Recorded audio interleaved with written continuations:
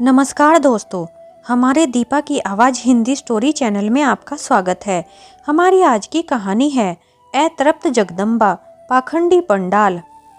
बाहर सजे पंडाल में 56 भोग का था शोर, भीतर प्यासी मर गई ममता एक कमजोर।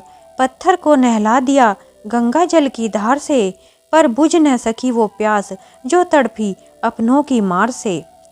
शहर के सबसे बड़े बंगले में नवरात्रि की धूम थी।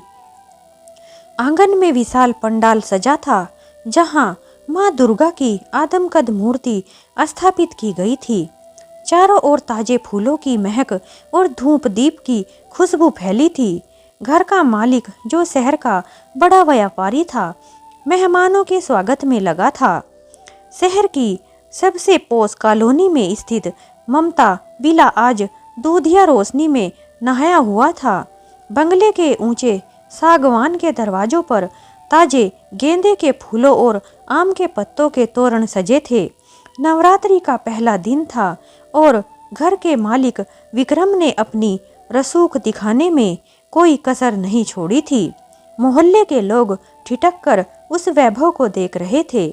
आंगन के बीचों बीच एक भव्य पंडाल बनाया गया था, जहां मखमल के ऊंचे सिंहासन पर माँ दुर्गा की आदमकद प्रतिमा विराजमान थी। मूर्ति इतनी जीवंत थी कि लगता था माँ अभी बोल पड़ेगी। पंडितों का एक समूह सस्वर चंडी पाठ कर रहा था, जिसकी गूंज पूरे मोहल्ले में सुनाई दे रही थी। महंगी धूप और अगरबत्तियों के धुएं ने वातावरण को अलौकिक बना दिया था। विक्रम अपनी रेशमी शेरवानी पहने हाथ में सोने की थाली लेकर अतिथियों का स्वागत कर रहा था। उसकी पत्नी सुगंधा हीरो के हार से लदी हुई दूसरी महिलाओं को बता रही थी कि कैसे उन्होंने कोलकाता के विशेष कारीगरों से यह मूर्ति मंगवाई है। घर के नौकर चाकर चांदी के बर्तनों में केसरिया, शरबत और मेवे बांट रहे थे। हर तरफ जय माता दी का जय घोष था। लेकिन इस बनावटी शोर और चमक धमक से दूर इसी बंगले की सबसे ऊपरी मंजिल पर बनी एक काल कोठरी नुमा स्टोर रूम में सन्नाटा पसरा था। वहां न तो फूलों की महक थी, न दियों की रोशनी। वहां थी तो बस दो पुराने शरीरों की धीमी सांसें और एक धुंधली सी उम्मीद, जो हर बीतते पल के साथ दम तोड़ रही थी। नीचे बजते नगाड़ों की हर थाप वरदराम प्रसाद के सीने में हथौड़े की तरह लग रही थी, क्योंकि वह जानते थे कि नीचे हो रहा यह तमाशा उनकी अस्तित्व को नकार कर किया जा रहा था। उस आलीशान बंगले की तीसरी मंजिल पर एक छोटा सा स्टोर नुमा कमरा था। वहाँ फटे पुराने गद्दे पर 80 साल के राम प्रसाद और उनकी बीमार पत्नी सुशीला लेटे थे।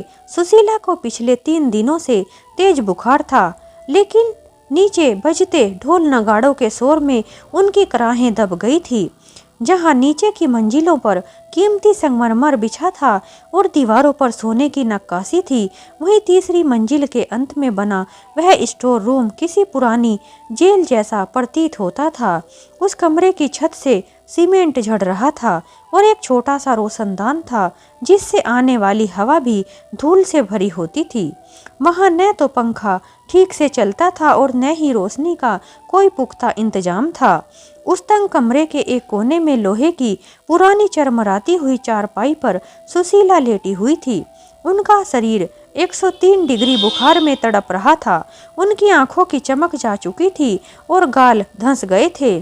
60 सालों तक पूरे घर को ममता की छांव देने वाली माँ आज खुद एक साफ चादर को तरस रही थी। उनकी फटी हुई सूती साड़ी पसीने और बीमारी की गंध से भरी थी, लेकिन उन्हें बदलने वाला कोई नहीं था। पास ही एक टूटी हुई लकड़ी की कुर्सी पर राम प्रसाद बैठे थे।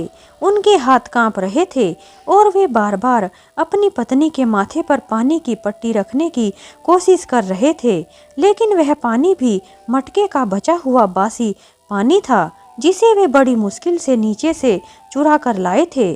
सुशीला ने धीरे से अपनी आंखें खोली और फटे होठों से बुदबुदाई, राम, बहुत प्यास लगी है, क्या थोड़ा सा गंगा जल मिलेगा? नीचे पूजा हो रही है ना? राम प्रसाद का गला रुंध गया, वे जानते थे कि नीचे गंगा जल की नदियां बह रही है, मूर्तियों को पंचामृत से स्नान कराया जा रहा है, लेकिन उनके पास अपनी पत्नी का गला तर करने के लिए सादा पानी भी खत्म हो चुका था। खिड़की के नीचे के पंडाल की रोशनी रह रहकर कमरे की दीवारों पर नाचती थी, जैसे वह उन दोनों की लाचारी का मजाक उड़ा रही हो। नीचे बजते लाउड स्पीकर पर भजन चल रहा था, मैया ओ मैया तूने सबको दिया है। राम प्रसाद ने कड़वाहट भरी मुस्कान के साथ नीचे की ओर देखा। उन्हें याद आया कि इसी बेटे के लिए उन्होंने अपनी पूरी जमीन बेच दी थी ताकि वह बड़ा आदमी बन सके। आज वह बड़ा आदमी तो बन गया था, लेकिन उसके ममता विला में खुद उसकी ममता घुट घुट कर मर रही थी। राम प्रसाद ने सुशीला का हाथ थाम लिया, जो बर्फ जैसा ठंडा पड़ रहा था। उपवास का तीसरा दिन था। सुशीला की हालत बिगड़ रही थी। राम प्रसाद ने सोचा कि नीचे जाकर बेटे से दवा और थोड़े साबूदाने की खिचड़ी मांग ले। वे कांपते पैरों से सीढ़ियां उतरकर नीचे आए, जहां कीर्तन चल रहा था। रात गहराने लगी थी। नीचे पंडाल में भजनों की गति तेज हो गई थी, लेकिन ऊपर उस काल कोठरी में खामोशी और भी भयानक होती जा रही थी। सुशीला की सांसें अब उखड़ने लगी थी। उनके सूखे होठों से बस एक ही शब्द निकल रहा था, भूख, पेट में आग लगी है राम। वह पिछले 2 दिनों से केवल पानी के भरोसे थी। आज अष्टमी की रात थी और उनकी कमजोरी उन्हें मौत के करीब खींच रही थी। राम प्रसाद का कलेजा फट गया। उन्होंने अपनी फटी हुई बनियान के ऊपर एक पुराना कुर्ता डाला और कांपते हाथों से अपनी लाठी उठाई। उन्होंने खुद से वादा किया था कि वे कभी उस बेटे के आगे हाथ नहीं फैलाएंगे जिसने उन्हें घर के कूड़ेदान की तरह छत पर फेंक दिया था। लेकिन आज एक पति का धर्म एक पिता के स्वाभिमान पर भारी पड़ गया। वे धीरे धीरे सीढ़ियां उतरने लगे। हर कदम पर उनके घुटने जवाब दे रहे थे, लेकिन सुशीला का चेहरा उनकी आंखों के सामने घूम रहा था। जैसे ही वे दूसरी मंजिल पर पहुंचे, कीमती इत्र और शुद्ध घी के हलवे की महक उनके नथुनों से टकराई। नीचे का दृश्य किसी स्वर्ग जैसा था।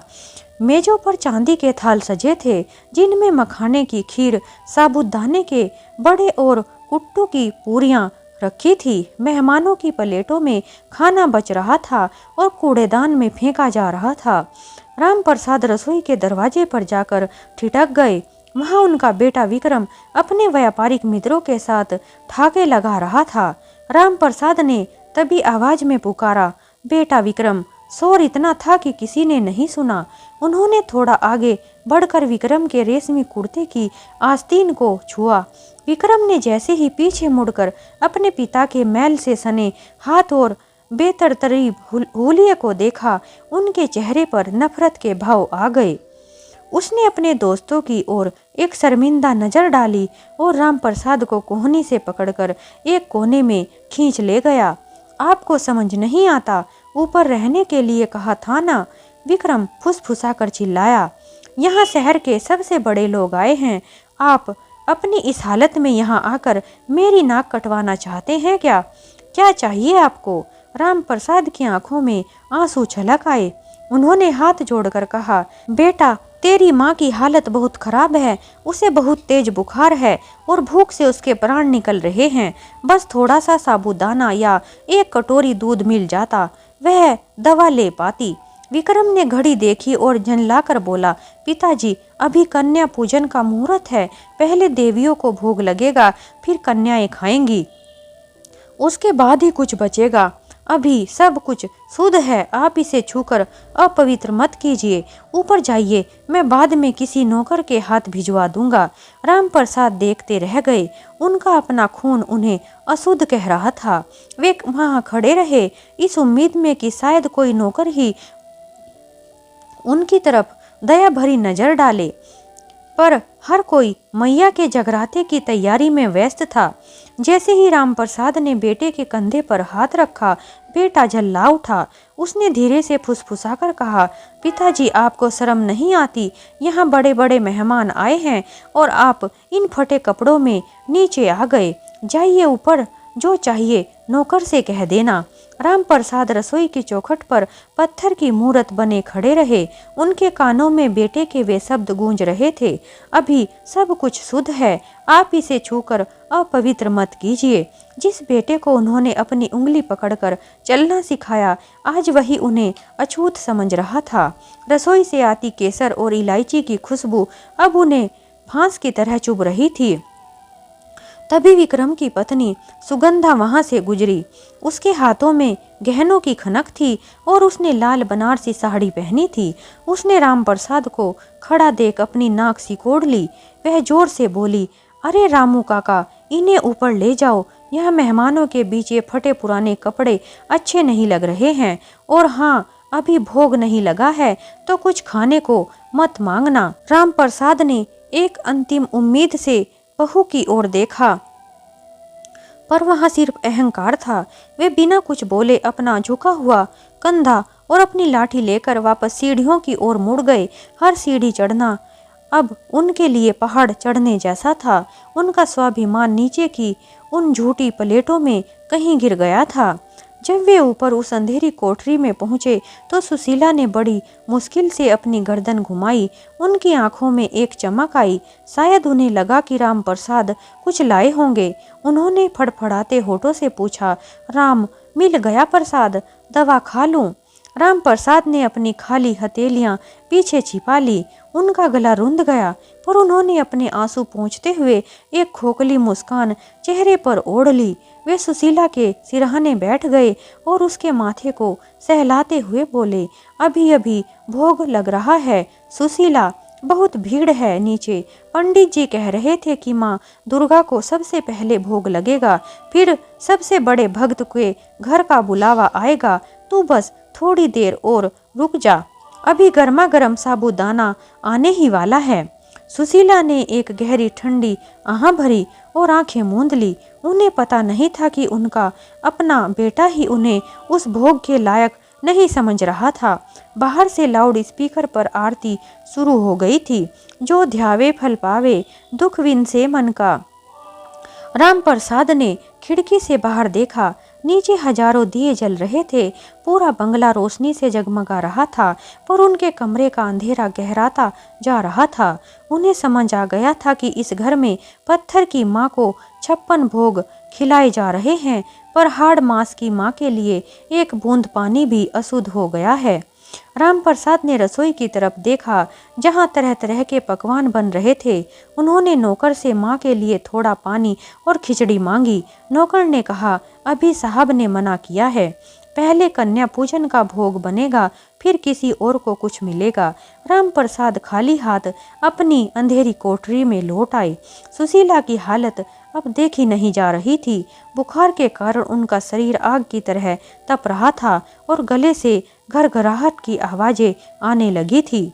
उन्होंने कांपते हुए राम प्रसाद का हाथ पकड़ा और बस इतना कहा, राम, बहुत जलन हो रही है, कंठ सूख गया है, एक बूंद पानी।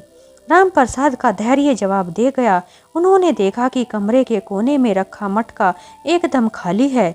उन्होंने मन ही मन तय किया कि अब वे बेटे की झिड़कियां से नहीं डरेंगे। वे फिर से नीचे की ओर भागे। इस बार उनकी चाल में बुढ़ापे की सुस्ती नहीं, बल्कि एक तड़पते हुए पति की बेचैनी थी। नीचे पहुंचते ही उन्होंने देखा कि महासप्तमी की आरती अपने चरम पर थी। ढोल नगाड़ों और शंख की आवाज से पूरा वातावरण गूंज रहा था। विक्रम हाथ में कपूर की बड़ी आरती लेकर माँ दुर्गा के सामने झूम रहा था। राम प्रसाद रसोई की ओर लपके, जहाँ नौकरों की भीड़ थी।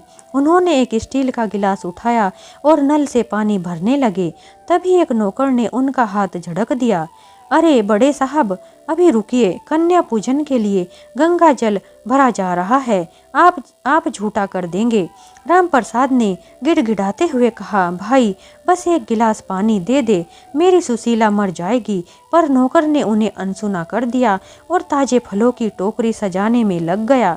राम प्रसाद की नज़र पास ही रखे एक बड़े कूड़ेदान पर पड़ी, जहाँ मेहमानों की झूठी प्लेटें और गिलासों का बचा हुआ पानी फेंका जा रहा था। उनके अंदर का स्वाभिमान एक पल के लिए चीखा, पर सुशीला का सूखता हुआ चेहरा याद आते ही उन्होंने अपनी आंखें मूंद ली। उन्होंने एक मेज पर रखा हुआ आधा गिलास पानी का उठाया जिसमें किसी मेहमान ने पानी छोड़ दिया था। उस झूठे पानी को उन्होंने अपने कुर्ते में छिपा लिया। उन्होंने पास पड़ी एक प्लेट से साबूदाने की खिचड़ी का एक छोटा सा गिरता हुआ टुकड़ा भी उठा लिया जो फर्श पर गिर गया था। दुनिया की नज़र में वह कचरा था, पर एक भूखी माँ के लिए वह जीवन था।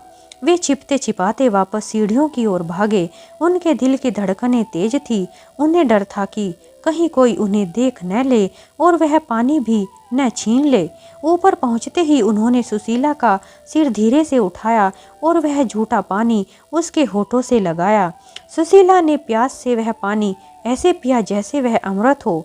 उन्होंने आंखें खोलकर राम प्रसाद की ओर देखा। उनकी आंखों में एक अजीब सा सुकून था। उन्होंने धीरे से कहा, मिठाई जैसी मिठास है इस पानी में। माँ दुर्गा का प्रसाद मिल गया क्या? राम प्रसाद फूट फूट कर रोना चाहते थे, पर उन्होंने अपने आंसू पी लिए। उन्होंने वह फर्श से उठाया हुआ खिचड़ी का टुकड़ा उनके मुंह में रखा।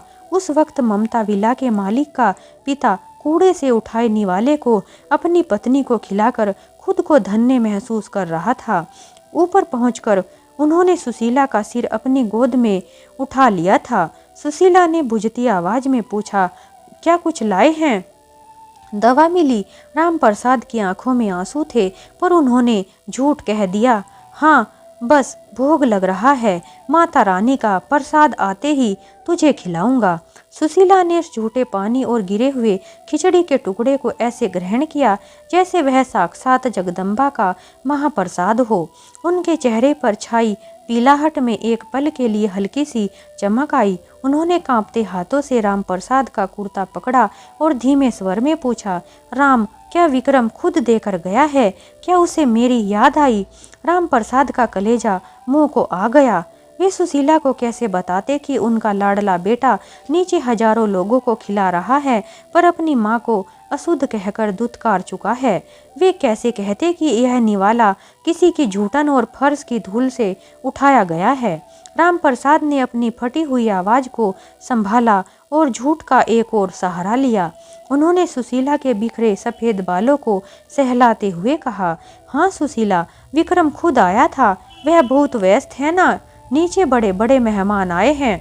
उसने कहा कि माँ को कहना कि पूजा खत्म होते ही वह खुद डॉक्टर को लेकर ऊपर आएगा। उसने बड़े प्यार से यह प्रसाद तेरे लिए भिजवाया है। यह सुनते ही सुशीला की बुझती आंखों में आंसू छलक आए। उन्होंने हाथ जोड़कर ऊपर की ओर देखा और बुदबुदाई, मेरा लाल जुग जुग जिए, माँ दुर्गा उसे खूब तरक्की दे। मुझे पता था मेरा बेटा मुझे भूखा नहीं सोने देगा। राम, अब मुझे कोई दर्द नहीं हो रहा।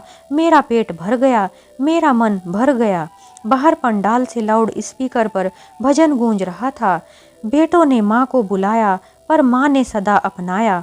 विडंबना देखिए, नीचे गायक यह भजन गाकर पैसा कमा रहा था और ऊपर एक माँ सच में अपने उस बेटे को दुआएं दे रही थी जिसने उसे तिल तिल मरने के लिए छोड़ दिया था। राम प्रसाद खिड़की के पास जाकर खड़े हो गए। नीचे विक्रम हाथ में माइक लेकर घोषणा कर रहा था कि वह इस साल कन्याओं को सोने के सिक्के दान करेगा। राम प्रसाद की मुट्ठियां भींच गई। उसके मन में आया कि नीचे जाकर सबको सच बता दे, पर फिर उन्होंने पीछे मुड़कर सुशीला को देखा जो बेटे के उस झूठे प्यार के सहारे चैन की सांस ले रही थी। वे उस बीमार माँ का आखिरी भ्रम नहीं तोड़ना चाहते थे। नीचे अष्टमी का पूजन शुरू हुआ। बेटे ने सोशल मीडिया पर फोटो डाली, माँ की भक्ति ही सबसे बड़ी शक्ति है। उसने 9 कन्याओं के पैर धोए, उन्हें दक्षिणा दी और उनकी आरती उतारी। लोग उनके संस्कारों की तारीफ कर रहे थे, जबकि ऊपर उसके माता पिता प्यास से तड़प रहे थे। नीचे ममता विला के आंगन में अष्टमी की महाआरती शुरू हो चुकी थी। विक्रम ने इस बार शहर के सबसे बड़े बैंड बाजे वालों को बुलाया था। शंख की ध्वनि, विशाल नगाड़ों की धाप और जय माता दी के नारों से धरती कांप रही थी। विक्रम और उसकी पत्नी सुगंधा जगमगाती आरती की थाल लेकर पूरे पंडाल में घूम रहे थे। लोग उनके चेहरे की चमक और उनकी भक्ति को देखकर मंत्रमुग्ध थे। विक्रम चिल्ला चिल्ला कर कह रहा था, माँ दुर्गा की कृपा से ही आज मैं इस मुकाम पर हूँ। नारी शक्ति का सम्मान ही मेरा धर्म है। लेकिन इसी शोर के ठीक ऊपर कोठरी में सुशीला की स्थिति अब नाजुक हो चली थी। वह खिचड़ी का टुकड़ा और झूठा पानी शायद उनके शरीर के लिए बहुत देर से मिला सहारा था। उनके फेफड़े अब हवा के लिए संघर्ष कर रहे थे। मर्यादा और दिखावे के इस शोर ने सुशीला की उन अंतिम सिसकियों को भी दबा दिया था। रामप्रसाद ने देखा कि सुशीला के हाथ पैर ठंडे पड़ रहे हैं। उन्होंने भागकर नीचे जाने की कोशिश की, लेकिन सीढ़ियों पर सुरक्षा कर्मियों और मेहमानों की ऐसी भीड़ थी कि कोई उन्हें रास्ता देने को तैयार नहीं था। लोग उन्हें धक्के देकर कह रहे थे, बाबा किनारे हटिए, आरती चल रही है, व्यवधान मत डालिए। रामप्रसाद रोते हुए चिल्लाए, मेरा बेटा कहाँ है? विक्रम को बुलाओ, उसकी माँ मर रही है। पर उनकी आवाज़ नगाड़ों के शोर में कहीं खो गई। एक मेहमान ने नाक सिकोड़ते हुए कहा, ये बूढ़ा यहाँ क्या कर रहा है? इसे बाहर निकालो, आरती में अपशगुन फैला रहा है। विक्रम ने दूर से अपने पिता को भीड़ में गिड़गिड़ाते देखा, पर उसने अपनी आंखें फेर ली। उसने सोचा कि अगर वह इस समय ऊपर गया तो उसकी महाआरती का वैभव फीका पड़ जाएगा। उसने एक नौकर को इशारा किया कि वह बूढ़े को वापस ऊपर ले जाए। नौकर ने रामप्रसाद को पकड़कर जबरन ऊपर पहुंचा दिया और कमरे का दरवाजा बाहर से बंद कर दिया। रामप्रसाद दरवाजा पीटते रहे, चिल्लाते रहे, पर बाहर सिर्फ भजनों की धुन थी। मैया मेरी सुन ले पुकार, मैं आया तेरे द्वार। कमरे के भीतर सुशीला ने एक आखिरी बार रामप्रसाद का हाथ ढूंढने की कोशिश की। उनकी आंखों में अब कोई शिकायत नहीं थी, बस एक अजीब सा खालीपन था। रामप्रसाद उनके पैरों के पास बैठ गए और रोते हुए उनके ठंडे पांव सहलाने लगे।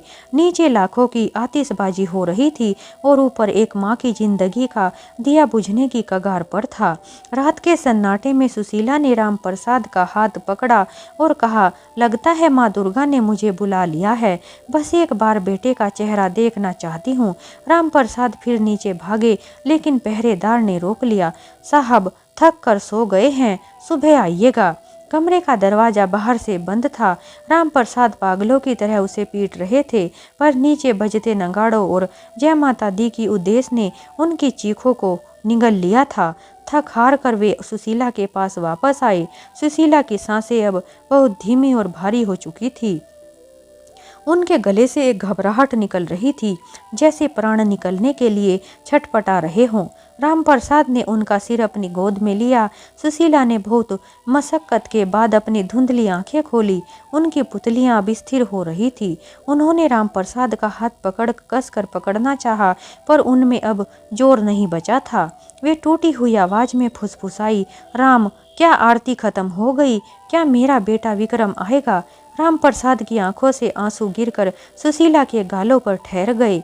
उन्होंने झूठ की पराकाष्ठा करते हुए कहा, हाँ सुशीला, बस आरती संपन्न हो गई है। विक्रम सीढ़ियाँ चढ़ रहा है, वह बस पहुँचने ही वाला है। तू बस आंखें मत मूंदना, देख वह तेरे लिए गंगा जल लाया है। सुशीला के चेहरे पर एक अलौकिक शांति छा गई। उन्होंने अपने हाथ जोड़े और दीवार की तरफ देखा, जहां एक पुरानी फटी हुई माँ दुर्गा की तस्वीर लगी थी। उन्होंने अंतिम बार प्रार्थना की, हे मैया, मेरे लाल को हमेशा सुखी रखना। उसने मुझे बहुत सुख दिया है, उसे कभी कोई कष्ट मत देना। मेरी आयु भी उसे लग जाए। वह माँ जिसे उसके बेटे ने अशुद्ध कहकर त्याग दिया था, अपनी अंतिम सांसों में भी उसी बेटे के लिए वरदान मांग रही थी। उन्होंने एक लंबी खींची हुई सांस ली। उनकी गर्दन धीरे से एक तरफ लुढ़क गई और उनके खुले हुए हाथ रामप्रसाद की गोद से नीचे गिर गए। नीचे पंडाल में ठीक उसी पल शंख बजा और उद्देश्य हुआ। साक्षात देवी का आगमन हो गया है। दुनिया के लिए पत्थर की देवी आ गई थी, पर उस घर की जीती जागती देवी हमेशा के लिए खामोश हो चुकी थी। राम प्रसाद पत्थर की मूर्त बने अपनी मर्द पत्नी के माथे को चूम रहे थे। उनके पास अब चिल्लाने की भी शक्ति नहीं बची थी। रात भर जश्न चलता रहा। नीचे महंगी शराब और पकवानों का दौर चला और फिर थक हार कर पूरा बंगला गहरी नींद में सो गया। लेकिन ऊपर उस तीसरी मंजिल की कोठरी में राम प्रसाद पूरी रात सुशीला के ठंडे शरीर को अपनी बाहों में समेटे बैठे रहे। उन्होंने न तो रोशनी जलाई, न ही दरवाजा पीटा। उनके आंसू सूख चुके थे और अब उनकी आंखों में केवल एक पथरीला खालीपन था। जैसे ही नम्मी का सूरज निकला, पूरा आसमान सिंदूरी हो गया। नीचे फिर से चहल पहल शुरू हुई। आज कन्या पूजन का बड़ा आयोजन था। ढोल बजने लगे और विक्रम अपनी पत्नी के साथ सज धज कर तैयार हो गया। उसने नौकर को ऊपर भेजा, जाओ देख कर आओ बूढ़े सो रहे हैं या जाग गए। आज मेहमान आने वाले हैं, उन्हें कहो शोर न मचाए। नौकर ने जैसे ही कमरे का दरवाजा खोला, उसकी चीख निकल गई। कमरे में मौत का सन्नाटा पसरा था। राम प्रसाद अभी भी उसी मुद्रा में बैठे थे जैसे कोई मूर्ति हो। सुशीला की आंखें आधी खुली थी, जैसे वे अभी भी दरवाजे की ओर टकटकी लगाए अपने बेटे का इंतजार कर रही हो। विक्रम ऊपर भागा भागा आया। उसने सुशीला के निर्जीव शरीर को देखा तो एक पल के लिए उसका कलेजा कांपा, पर अगले ही पल उसे अपनी सांप की चिंता सताने लगी। उसने फुसफुसाकर कहा, पिताजी, यह आज ही होना था। नीचे 100 कन्याएं भोजन के लिए बैठी हैं। शहर के विधायक जी आने वाले हैं। अगर सबको पता चला कि घर में सूतक मौत लग गया है तो सब अपशगुन मानेंगे, मेरी बदनामी हो जाएगी। राम प्रसाद ने धीरे सिर उठाया। उनकी आवाज़ में जो शांति थी वह किसी तूफान से भी भयानक थी। उन्होंने विक्रम की आंखों में झांक कर कहा, बेटा, तेरी माँ ने मरते वक्त भी तेरे लिए दुआ मांगी थी। उसने सोचा कि तू उसे प्रसाद खिलाने आ रहा है। उसे नहीं पता था कि उसका बेटा उसकी लाश को भी अपनी तरक्की का कांटा समझेगा। विक्रम ने बेशर्मी से कहा, आप चुप रहिए, अभी किसी को पता नहीं चलना चाहिए। मैं डॉक्टर से कहकर डेथ सर्टिफिकेट कल का बनवा दूंगा। अभी आप चुपचाप यहाँ बैठे रहिए। जब तक कन्या पूजन खत्म नहीं हो जाता, इस कमरे से कोई आवाज़ बाहर नहीं जानी चाहिए। विक्रम ने बाहर से कुंडी लगा दी।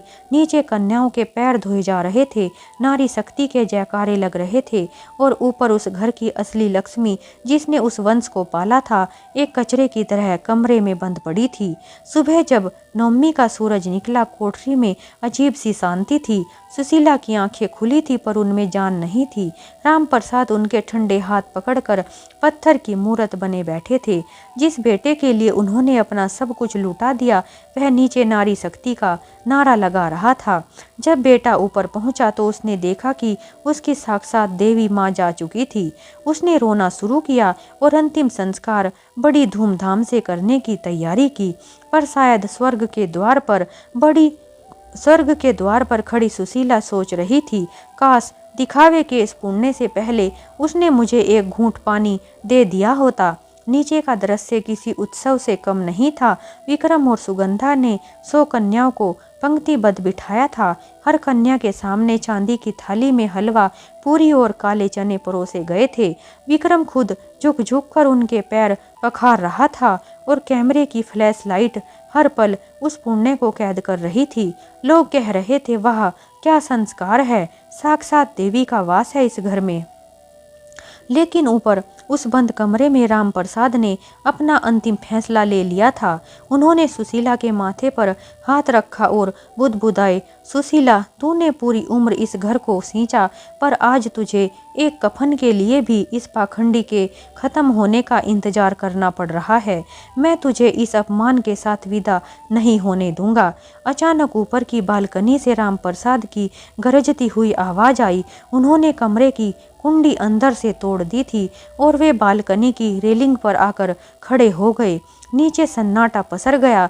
विधायक जी और तमाम मेहमानों की नजरें ऊपर उठी। राम प्रसाद ने अपने हाथ में पकड़ी हुई सुशीला की वह पुरानी फटी हुई साड़ी लहराई और चीख कर बोले, सुनो ओ दुनिया वालों, जिस देवी को तुम नीचे पूज रहे हो उसी की एक रूप मेरी सुशीला ऊपर प्यास और भूख से दम तोड़ चुकी है। यह बेटा जो तुम्हारे पैर धो रहा है उसने अपनी माँ को एक घूंट पानी तक नहीं दिया क्योंकि वह अशुद्ध थी। विक्रम का चेहरा सफेद पड़ गया। उसने चिल्लाकर कहा, पिताजी पागल हो गए हैं, आप नीचे आइए।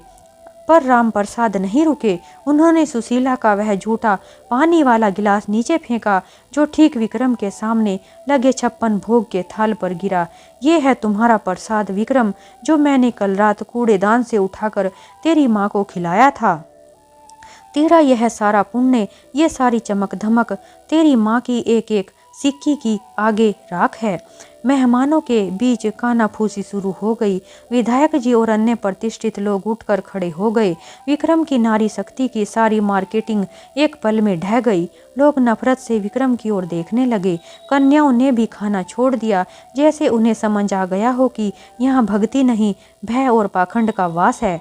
राम प्रसाद नीचे आए। उन्होंने किसी की मदद नहीं ली। उन्होंने सुशीला के पार्थिव शरीर को एक फटी चादर में लपेटा और उसे अपने कंधे पर उठाया। उनके बूढ़े कंधों में आज अद्भुत शक्ति थी। वे बिना मुड़े, बिना विक्रम की ओर देखे उस आलीशान बंगले की दहलीज पार कर गए।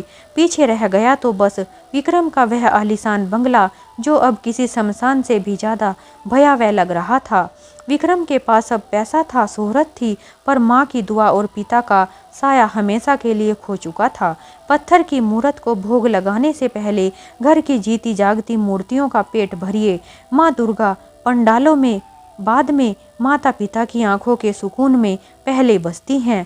जो अपने जीवित माता पिता की सेवा नहीं कर सकता, उसके द्वारा की गई पत्थर की मूर्ति की पूजा कभी स्वीकार नहीं होती। तो दोस्तों, आपको हमारी यह कहानी कैसी लगी हमें कमेंट में ज़रूर बताएं। हमारी एक और कहानी सुनने के लिए हमारे दीपा की आवाज़ हिंदी स्टोरी चैनल को अभी सब्सक्राइब करें। हमारी यह कहानी सुनने के लिए आप सभी का बहुत बहुत धन्यवाद। एक नई कहानी के साथ हम आपसे फिर मिलते हैं।